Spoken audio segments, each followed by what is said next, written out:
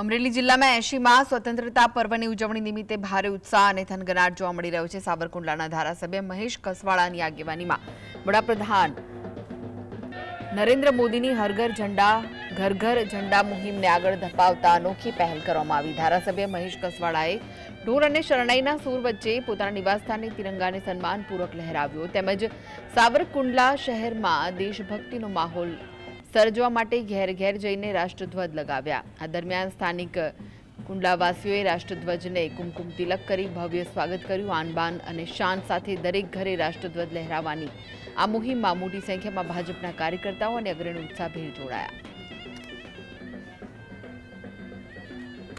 એ રાષ્ટ્રીય તહેવારની પહેલા દેશનો દરેક નાગરિક પોતાના ઘર પર પોતાનો રાષ્ટ્રધ્વજ પોતાના રાષ્ટ્રના પ્રતીકને એ લહેરાવી પોતાની રાષ્ટ્ર પ્રત્યેની આસ્થાને જાગૃત કરે એવો માહોલ આ 5 વર્ષથી આપણે જોઈ રહ્યા છીએ।